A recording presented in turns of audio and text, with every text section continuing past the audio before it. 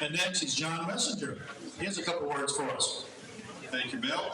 I'm happy to be following Don because I think what he said is really important. One, our justice system is not a justice system. It's a system of laws. And two, you do not want to be caught up in it.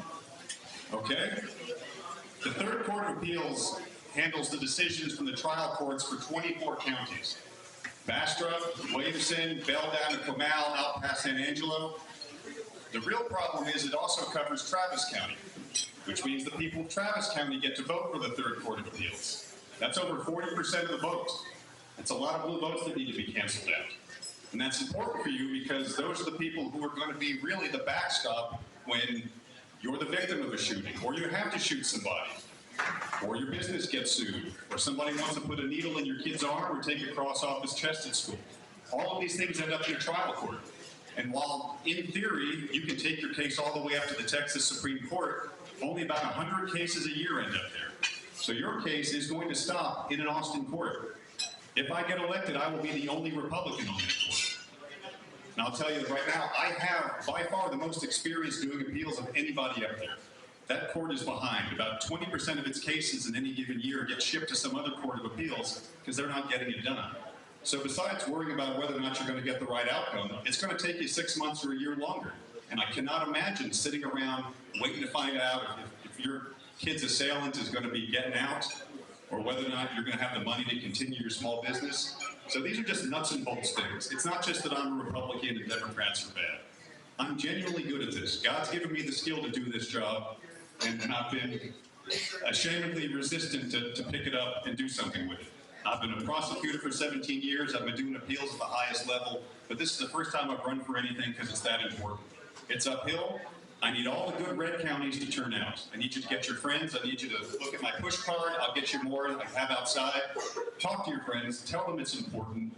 Get at least to the second screen. I'm 12th or 13th on the ballot, but really work all the way down for all the candidates. And I think I heard this best from Tom Maynard yesterday. He said, look, you may not want to vote for the Republican you don't know, but I guarantee he's better than the Democrat you're not going to like. And that's what we have here. If there was not such a gap between the parties now, I wouldn't be saying that. But that's where we're at, and especially that way with the courts. And I'll just, real quick, I know it would be convenient to say that everybody on the courts are, right now, the Democrats are Soros-funded and trying to destroy America. I just don't think that's true. But it ends up being like faith.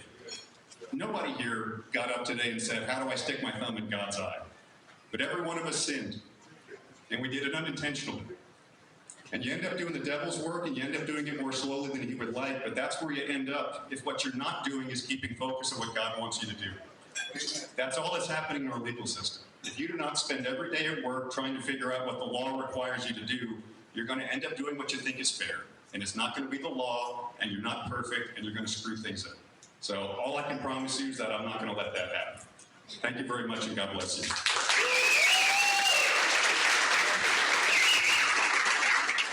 Thank you. That was wonderful. And before Lieutenant Colonel West steps up, we have Shan Turner here with us, the chairman of the Lee County Republican Party. You want to stand up? Well, you're not supposed to be eating. Who else have I missed here? Who else did I, anyone else? I apologize. Okay. Lieutenant Colonel Alan West, and next slide, Rob. Oh, Susan. Yeah, Susan. I told this to you. And our SREC rep, Susan Lucas, is here. And she is, now she's a rep. She travels, I think she lives in her car. She goes from county to county to county. And FYI, she's been wonderful about supporting us, about supporting this county. So can we have a round of applause for Susan Lucas?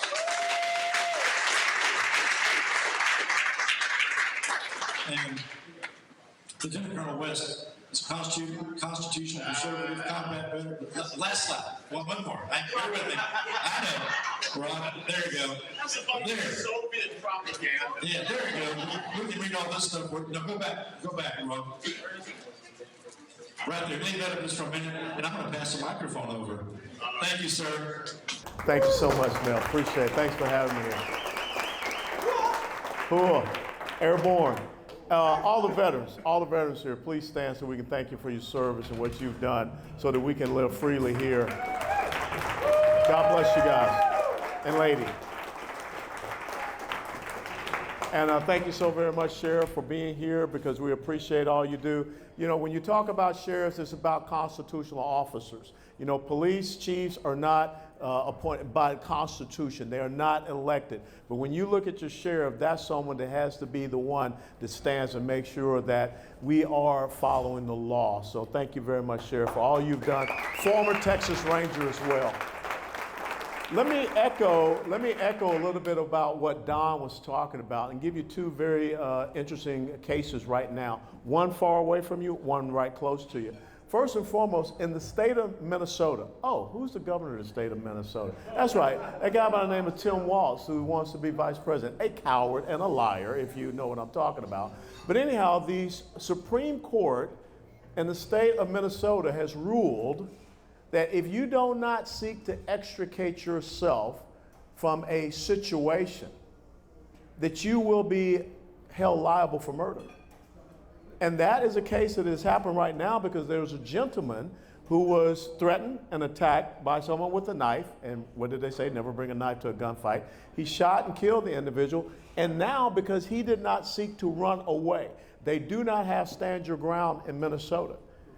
And if you don't think that that's something that the progressive socialist left will use all across the United States of America, if we're dumb enough to allow, you know, Kamala Harris and Tim Walz to be the president and vice president, that's where we're headed. Now, let me tell you about something that's close, near and dear here in the state of Texas.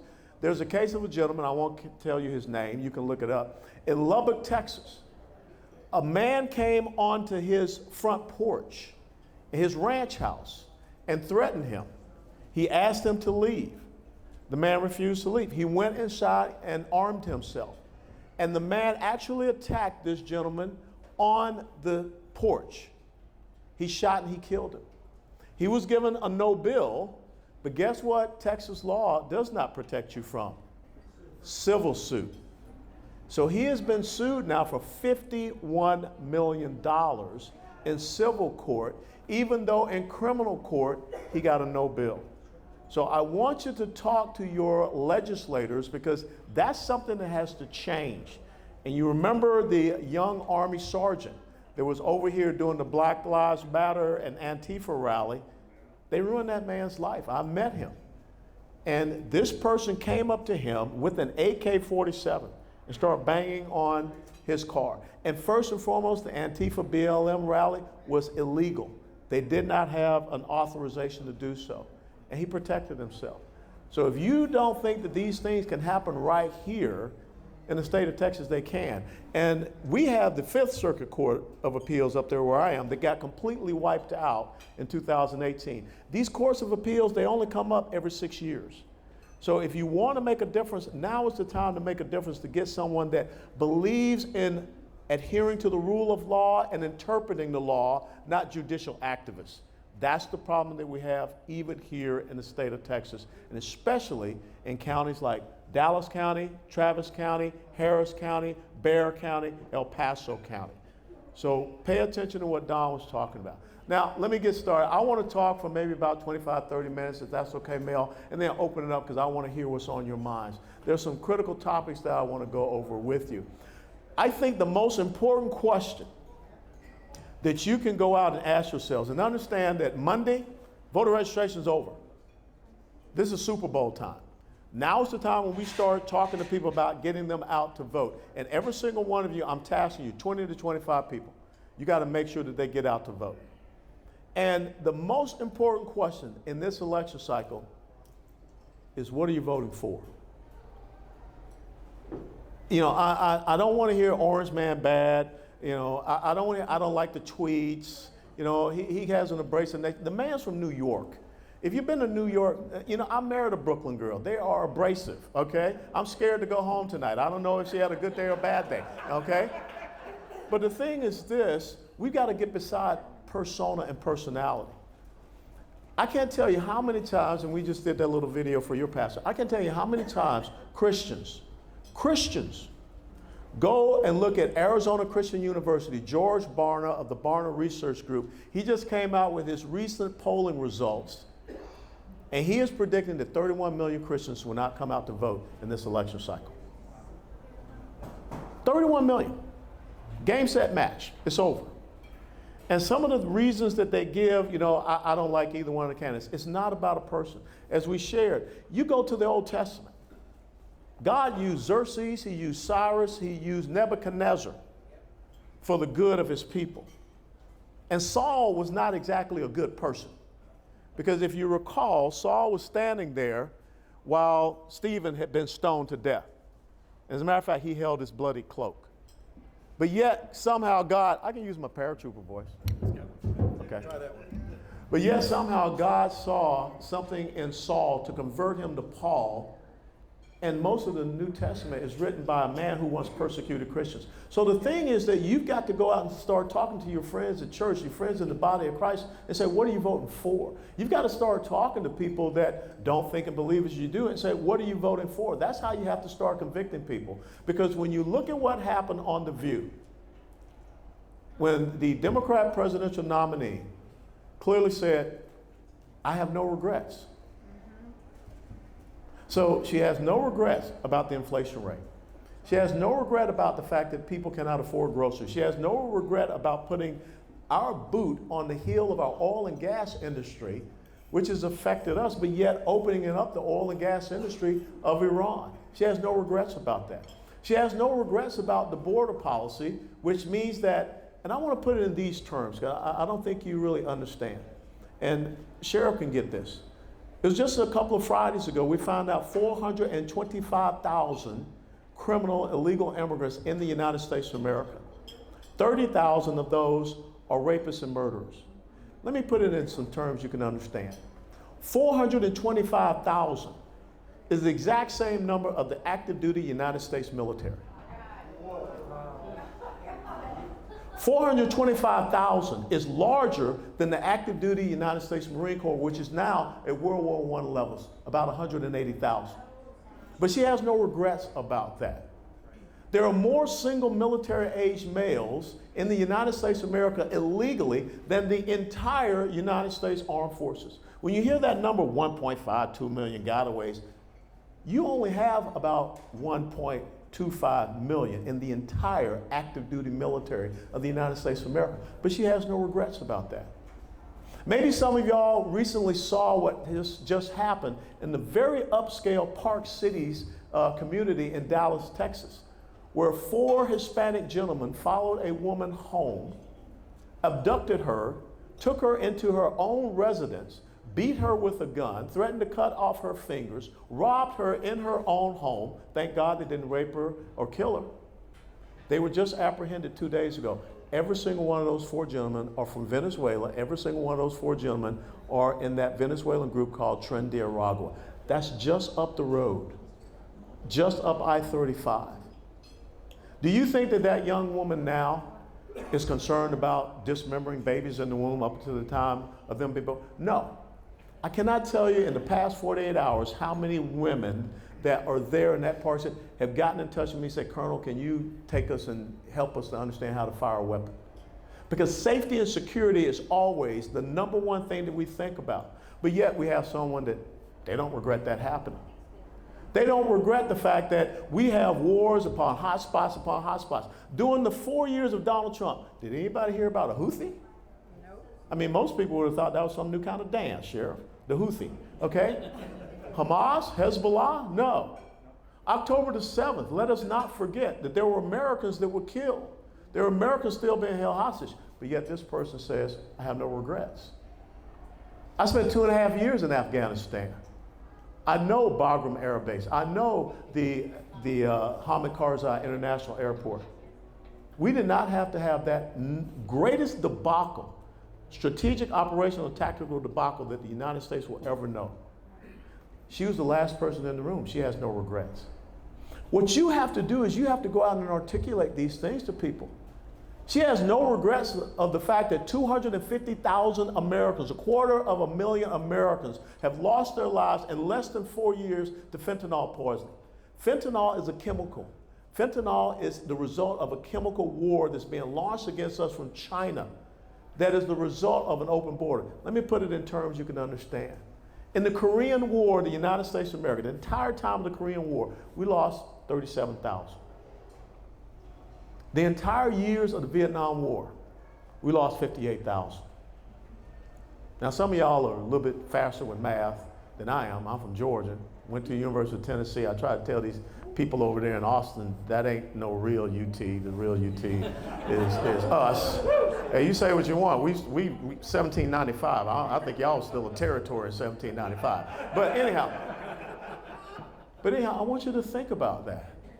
250,000 Americans in less than 4 years, and do the math for Korea and Vietnam.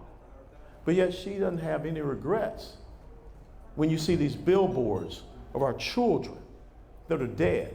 The #1 killer of Americans 18 to 45 is something that she doesn't have any regrets about. Dallas, where I live, is in the top 5 for sex trafficking in the United States of America. She doesn't have any regret for that. Think about what just happened up in Oklahoma, where they apprehended a guy, an Afghan gentleman, who was planning a terrorist attack on Election Day. How do you think he got here? But she doesn't have any regrets for that. That's what I want you to start articulating to people. That's what I want you to start talking about to people. Early voting starts the 21st of October. And sir, you're so right. You've got to spend the time to go in vote that entire ballot. Let me tell you why. There's some young man, there's some young woman standing watch on a naval vessel. There's some young man or some young woman out there right now on patrol duty or standing watch at some forward operating base. Maybe 12 hours, maybe 18 hours. Maybe they get a couple of hours of sleep, but it's a 24-hour watch. If you cannot spend 10 minutes in a voting location and go through that entire ballot, then their service and their sacrifice, their commitment is in vain. And I think we can do better than that. Amen. And I think we can do better in our church to go in starting this Sunday and ask your pew mates, are you registered to vote? Well, too late, can't do anything about it. But are you going to vote if you are registered to vote? And what do I need to do to get you to vote? And if they start bumping their gums, talking about, I don't like, what are you voting for? You're supposed to be the voice of God. Not just the hands and feet, but you're supposed to be a voice. And you do that through your vote. If you don't do it, then the culture will do it. Right. And we have ceded this over to the culture to the point where now our boys and girls are being told that they're not being made in the image of God. They can be made in whatever image, the Sam Hill they want to make. That's blasphemy, like we said. That's an abomination. That's a stench in the nostrils of our God. And yet the body of Christ and our pastors, they don't want to stand up and do what is right. That's where you got to start asking, what are you voting for? And convict the folks on the other side. I believe that there are people on the other side. Make them stay at home. That's a win too. But you've got to challenge them and get them to understand is that you're voting for your own death and destruction. I don't care if you don't like the orange man, but do you really want to have someone follow you home? Do you really want to see your kids be indoctrinated, not educated? Do you really want to see the bodies of your children being mutilated? Do you really want to live in a country where we're going to have to fight an insurgency? And God bless the law enforcement officers that are out there. They're not prepared to fight an insurgency. They're not prepared to fight. They're not prepared to fight 30,000 single military age male Chinese have come into this country. You know what the size is of an active duty Army division? 15,000. You got 2 active duty divisions of Chinese single military age males in this country. What are you voting for? Now let me tell you the challenge that we have here in the state of Texas. Because when you sit back and you look at what is the objective of the left, And I really call it the locust effect. You know, the left goes into, you know what locusts do. They go and find nice fertile ground and they chew it up and they eat it up and mess it up. Then they move to the next nice fertile ground. That's what leftism is. Remember, California gave us Richard Nixon. California gave us Ronald Reagan. Look at California today. Look at Colorado. Colorado used to be a red state. Then all the people that said, oh man, you know, California now sucks. Let's go to Colorado. Let's go to Montana. Let's go to Texas. In Texas, all of your major urban population centers are controlled by who? It's a numbers game. Because they believe that they control the I-35 corridor, the spine of Texas. If they can control that I-10 corridor from Houston, Harris County over to San Antonio, Bexar County, it's a numbers game. And that's what they have done. The largest landmass state east of the Mississippi River is the state that I was born and raised in. That's Georgia. Georgia has 2 avowed socialists as their senators because of 5 places. The Atlanta, Fulton County metropolitan area, Macon, Columbus, Savannah, Augusta. Let me see. Dallas County, Austin, Travis County, Houston, Harris County, San Antonio, Bexar County, El Paso County. 5 areas. And there comes a time when the rural areas will not be able to produce the numbers. And we talked about this. You guys are challenged here in Bastrop County. Why? Who's next door to you? And who's all of a sudden talking about, well, you know, there's some nice fertile ground out here in Bastrop County. Let's move some of these businesses and corporations out here. But you got to make sure that when these people come here, you got to plant a stake in the ground and say, this is who we are in Bastrop County. This is what we believe in. Because if not, that cancer will continue to metastasize and it will continue to spread into areas, and the next thing you know, maybe not in your lifetime, but in the lifetime of our children or our grandchildren, they'll sit around and say, what was the Alamo? What's the cenotaph? What's San Jacinto? Now we laugh, but there was a book written a couple of years ago talking about the myth of the Alamo by so-called Texans who are from Travis County. And it wasn't too long ago, the State Board of Education had to go into emergency session because they wanted to rewrite 8th grade history books to not speak of the defenders of the Alamo, for which the university that I attended, that's where we earned our nickname, they weren't heroes. So this is slowly happening right here.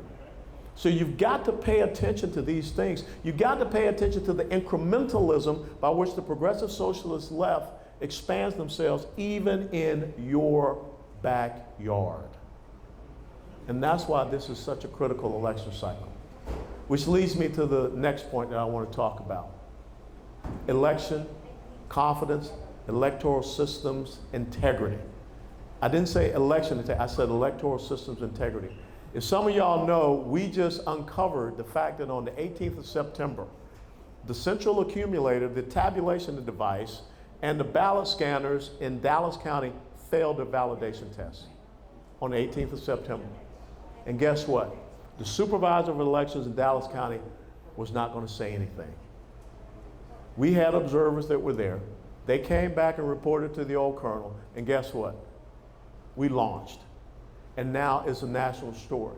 And guess what ended up having to happen?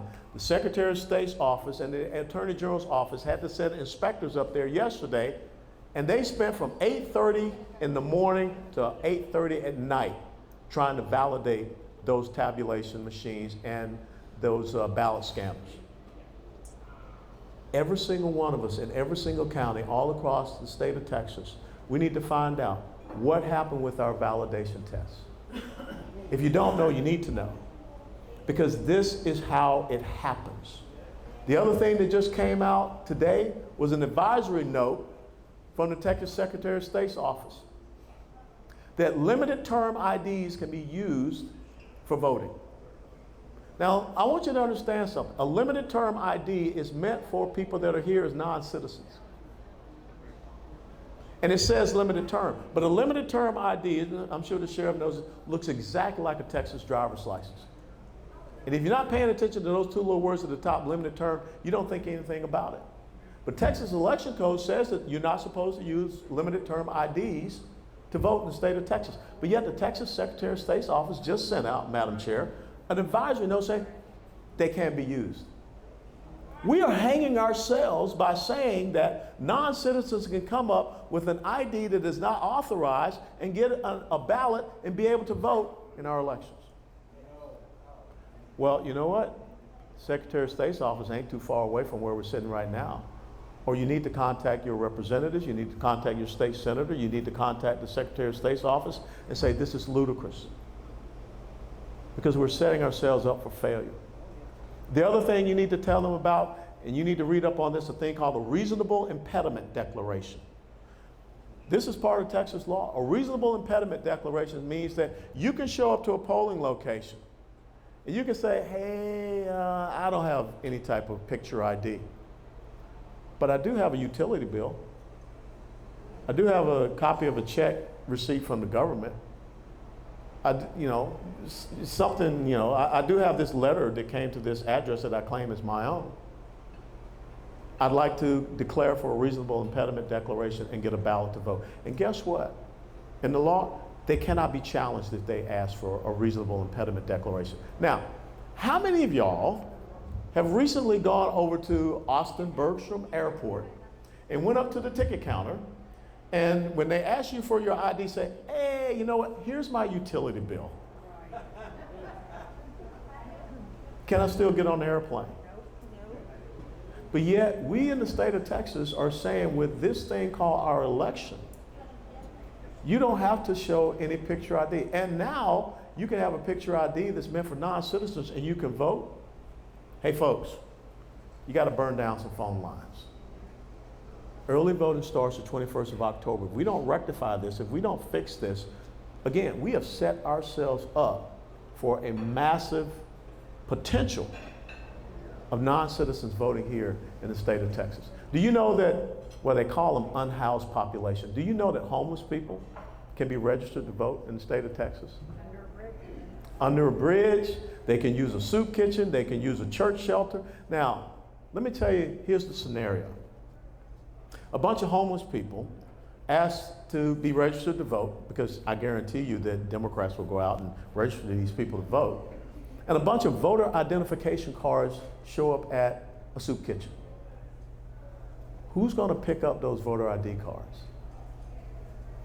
Who's gonna pick up those voter ID cards at some church shelter? How are you gonna verify the person that's picking them up? So now all of a sudden you have a person that's on the voter eligibility roster that has a voter registration card, then they show up to vote and they say, I've got a utility bill because, reasonable impediment declaration, and you give them a ballot. This is happening in the state of Texas. But there's no cheese. This is where we've got to make a stand. In Dallas County, we have y'all are so fortunate here. In Dallas County, we have no elected Republicans in countywide leadership. None. No county commissioners, no sheriff, tax assessor, county clerk, district attorney, none. But you know what the criminal courts of appeals did? The highest criminal court here in the state of Texas? They stripped away the ability of the Attorney General to prosecute voter fraud cases.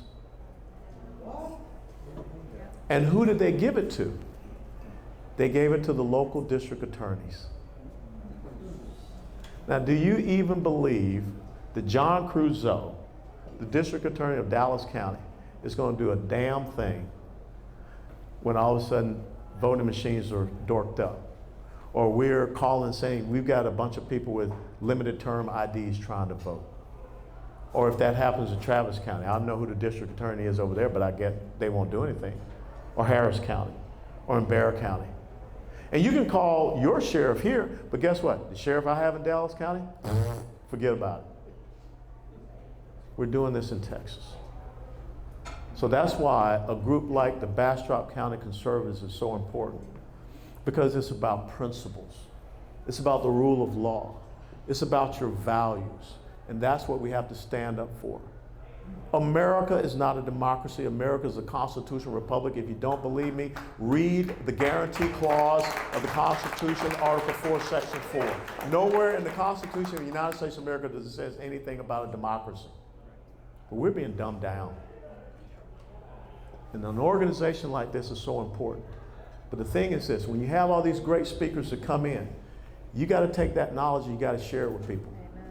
See, I was just a dumb paratrooper, you know, and what the Army taught me, you better write stuff down, okay? And you can go to my nightstand in my house, and there are 3x5 cards and a pen on that nightstand.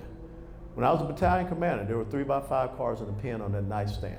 When I was a battalion executive officer, there were 3x5 cards and a pen on that nightstand. When I was a brigade operations officer, there were 3x5 cards and a pen. Because you know what? When it hits into your head, you better write it down. The Bible says you got to study to show thyself approved.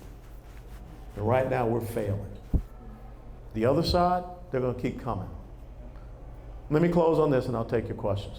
Even if we're successful in this election cycle, and I believe that we will be, I believe that when you look at the minority communities, especially the Black and Hispanic communities, they've had it. They've been taken for granted for so long. Most polls have Donald Trump anywhere here in Texas 10 to 12 points ahead, and I think Ted Cruz, he will probably underperform the president just like he underperformed Governor Abbott 6 years ago, but he'll still 5 to 6 points. He'll pull it out. But that's not the end of it. City council elections, school board elections, county commission races, sheriff's races, all of these other forms of government that are so close to you. And especially when you have this influx of new people that are coming in. We don't register to vote as Republican or Democrat here in Texas. We just register to vote. So how are you going to get out there and canvass and know who's in your county? That's what I want the Bastrop County Conservatives to start thinking about. And that's why I think that this group can be the impetus and the nucleus of making sure that this county stays strong, even though you see this influx of population. But one election cycle is not going to save this country. One person is not going to save this country. That's not the essence of who we are as Americans. It's all y'all. Ussin', as we say down Georgia. Ussin'. Ussin' got to come together. And you know what it says in Joshua 24 and 15? Choose for yourselves today whom ye shall serve, being the gods of the Amorites or the gods from across the river, but as for me and my house. Reclaim your house. When you have a president, a vice president, the White House spokesperson saying that your kids are not your own, when you have a governor in Minnesota that says that if you don't affirm your child's gender, the government will come in and take your child away from you, you guys come out and say, like hell. Amen. Time to make a stand. As for me and my house. God bless you all. What are your questions?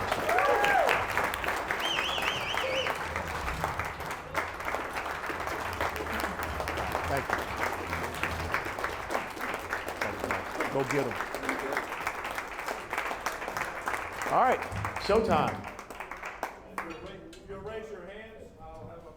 He's going to play Phil Donahue. You kind of got the Phil Donahue.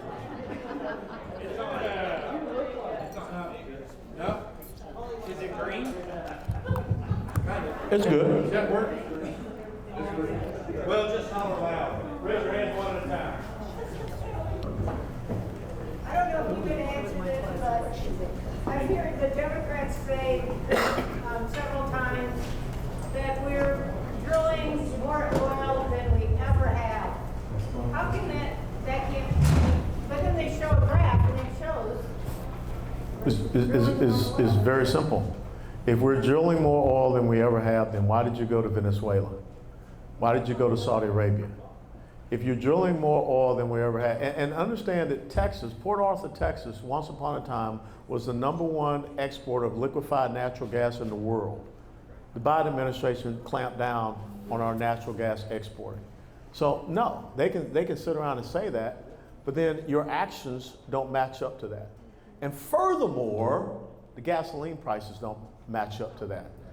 Okay, and it doesn't connect. Now, remember that in the Biden administration, you have lost 50 to 55%, maybe 60% of your strategic oil reserves.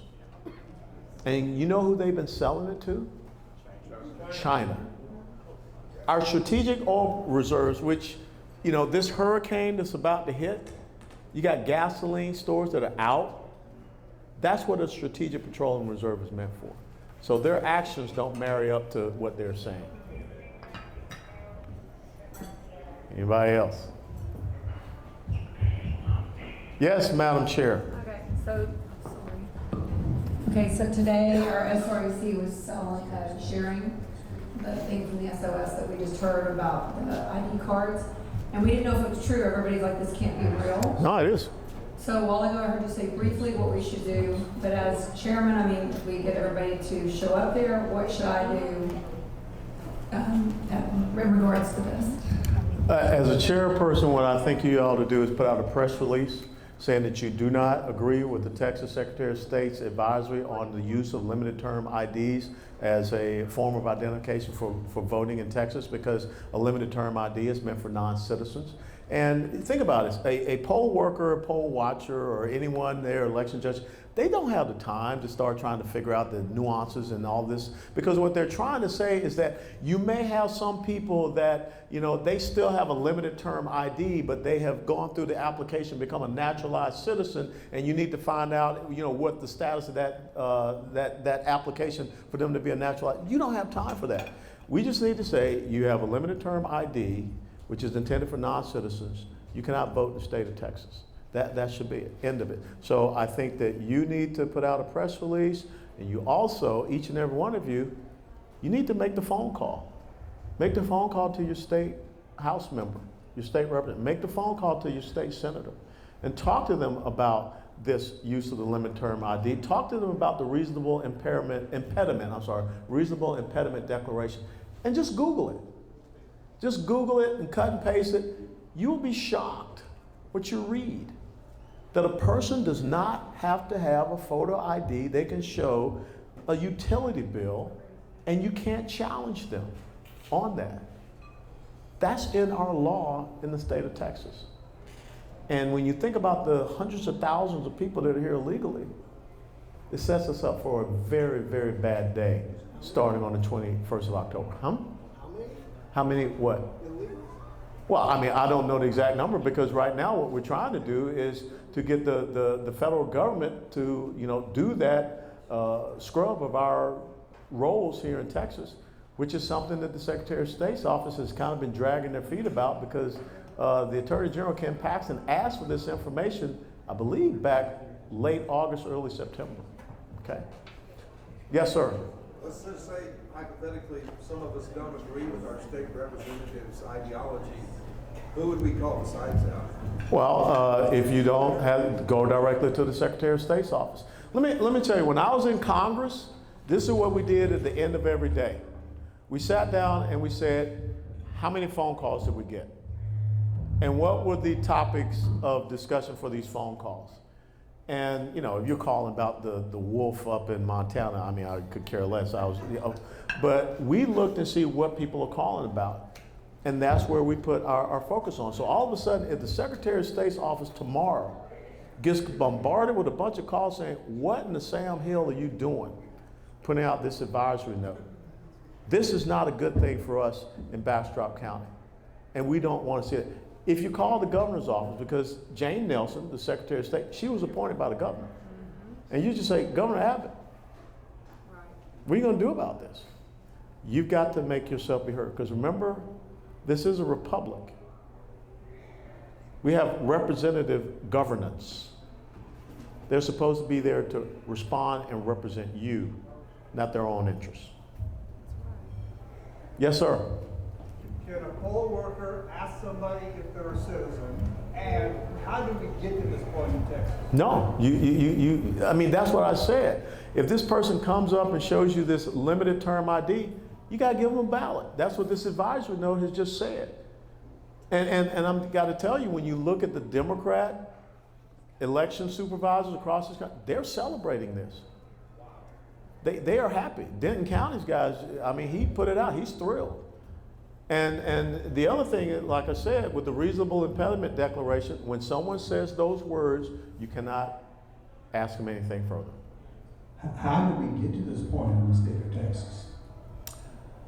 It's called complacency. I'm sure the same thing happened in California, same thing happened in Colorado, same thing happened in Montana, same thing happened in Georgia.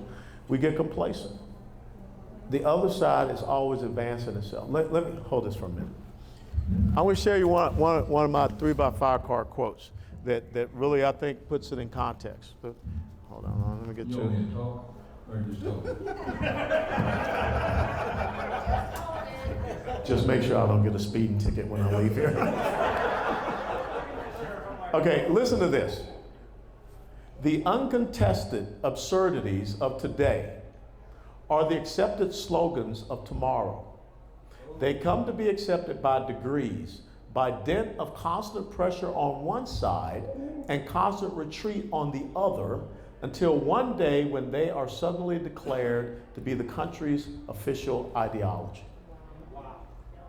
Will you post that? You can take a picture of it. Read that again. Read it again.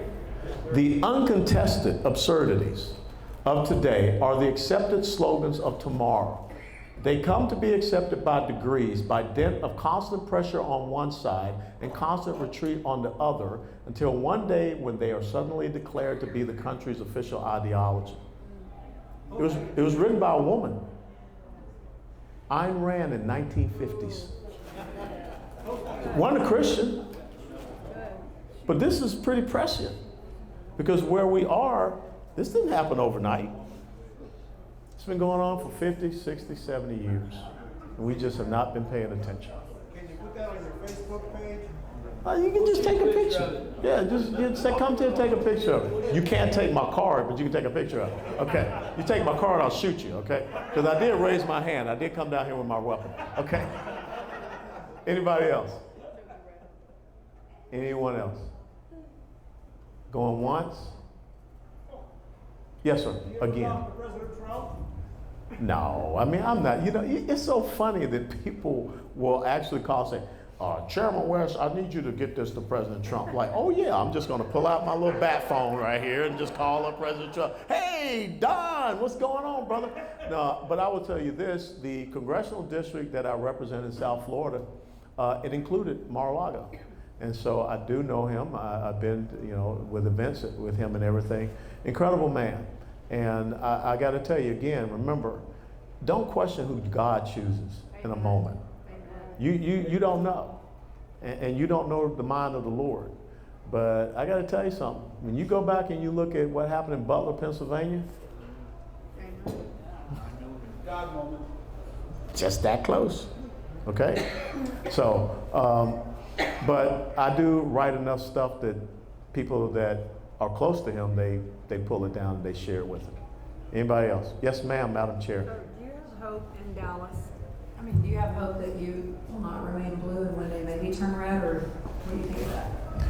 Dallas used to be red up until 2006, and then the left made a concerted effort to flip Dallas, just the same as other major urban population centers in Texas, and I think that we can. 4 years ago, Democrats outvoted Dallas in the presidential election cycle by 291,076 votes.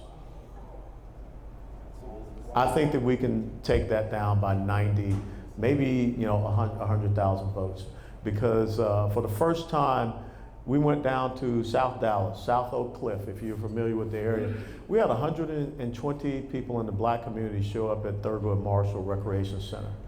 Because they get it, they understand, they see the crime. When you have a district attorney that is releasing criminals back onto the streets, they go back into the communities where they came from.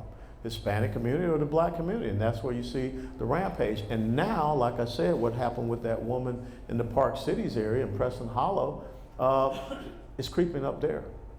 And so they're very concerned about their safety and their security. They can't afford the groceries. They can't afford the gasoline. But you know, one of the big issues in the minority communities? Educational freedom. those kids in the inner city are relegated to failing schools. And the other side does not care about them getting a good quality education. They care more so about the unions. What a great point that we could bring out.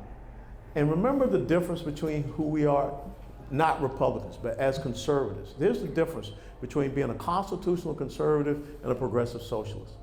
Constitutional conservatives believe in making people victors because we believe in you being elevated with your individual rights, freedoms, and liberties, and the equality of opportunity. Progressive socialists, they believe in making people victims. What a simple thing. Victors, victims. Why don't y'all put a billboard up? Victors and victims. They believe in equality of outcomes, completely different from equality of opportunity. They don't believe in individual rights, freedoms, and liberties. You're just part of a collective. Remember Star Trek, Next Generation? Remember that thing called the Borg? Remember the Borg? You didn't have any identity in the Borg. You were just a number. Remember that song by Bob Seger, I Feel Like a Number?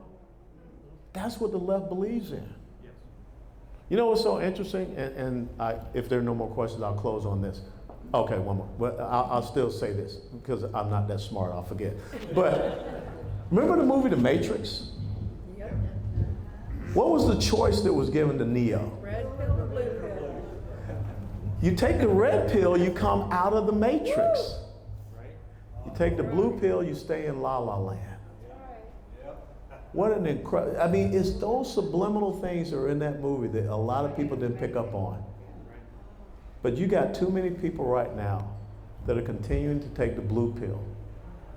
We don't have a true economy. We have an artificial economy that's being manipulated by the printing of money and the manipulation of interest rates. That's the blue pill. The red pill, you know, no one's going to be out there writing you a check, but they give you the opportunity to make your own check. Okay? Yes, sir. So, before the question, I just make one small challenge, and that is that the educational challenge in minority communities is not isolated to the inner city. And even in rural everywhere, that same disproportionate performance problem in Hispanic and Black communities, even in Bastrop County, is profound. And back to the challenge of educational choice and that being the solution to it. So I just say that, you know, it's too cliche for us to just talk about the inner city, and I don't mean to criticize, but it's everywhere. The question, Bastrop County is facing not only the freight train of Austin, Texas, but the freight train of California coming straight at us because we have all of Elon Musk's stuff coming out here, and I love what he's doing and supporting Trump and everything else, and I recognize that his employees may not go in lockstep with his thinking. What are your thoughts about how to address and deal with this huge influx of people who are not escaping California to come here? Like a couple of sane folks who showed up from California. I mean, we like them when they go, we don't like this anymore, come on. Yeah. We love Californians, we just hate their politics. But those who are coming with a job and thinking that all of the nonsense of California was fantastic and let's bring it here. And you're bringing up the dilemma that we have. There are two different types of people that are leaving California, Illinois, New York, and New Jersey. Individuals that say, I've had enough and I'm getting away. But then when you go out and you start courting businesses and corporations and they pick up and move and they bring that employment base, it is incumbent upon you, when you see that U-Haul or whatever pull up in the neighborhood, engage them. Go up there and be real nice. Be real kind. You know, maybe bring them a pecan pie. I'm sorry, I'm from Georgia. We say pecan on the other side of the Mississippi River. Y'all are very high class. Pecan. I mean, that sounds very French. We have pecan pie. But what's a pecan?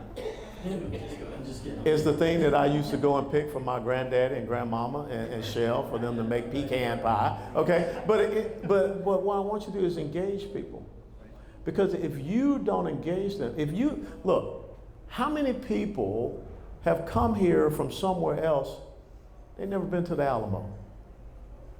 How many people have come here from somewhere else? They've never been down to Gonzales. They don't know what come and take it means. They think it's a racist, extremist term. On October the 2nd of this, just a couple of weeks ago, that was the anniversary of the come and take it moment. How many people were, putting it out there for folks to understand? How many people have taken some of their friends to San Jacinto and walk that battlefield and get them to understand that Texas is the only state in the United States of America that has its own constitution, own Declaration of Independence.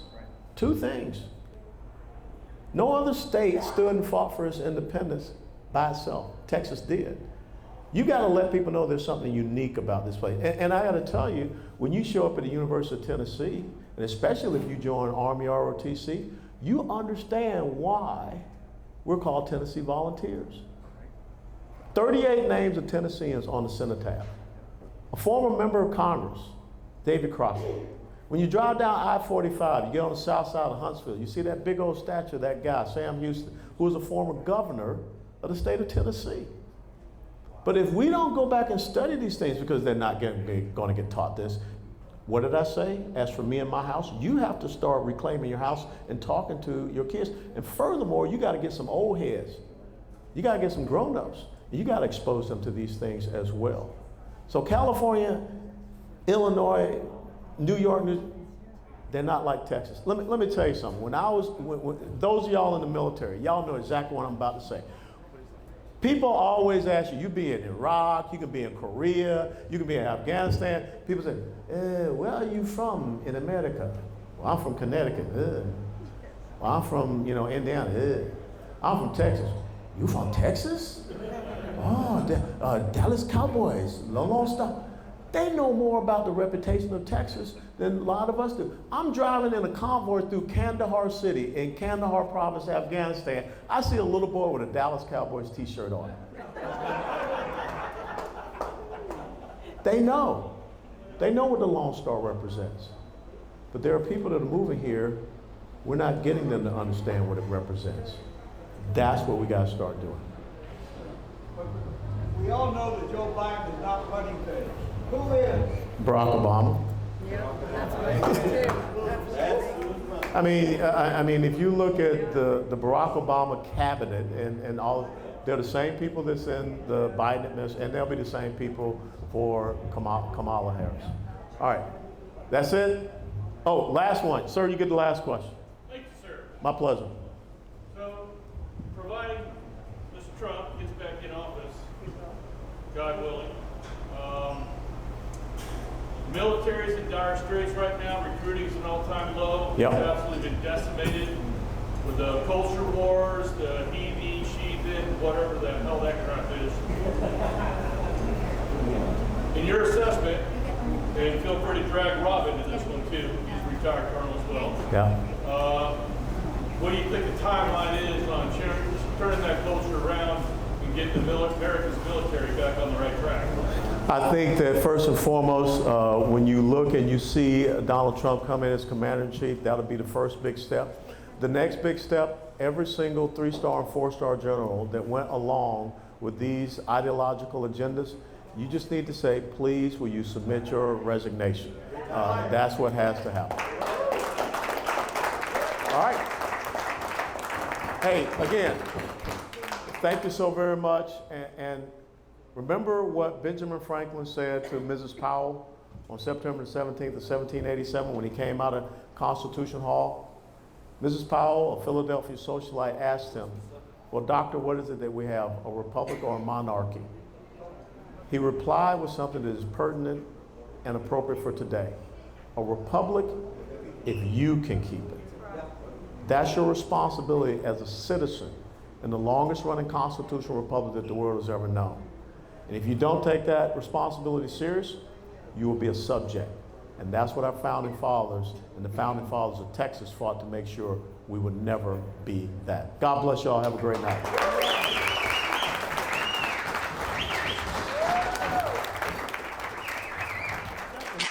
That was wonderful. And thank you everyone for coming. That it concludes the evening.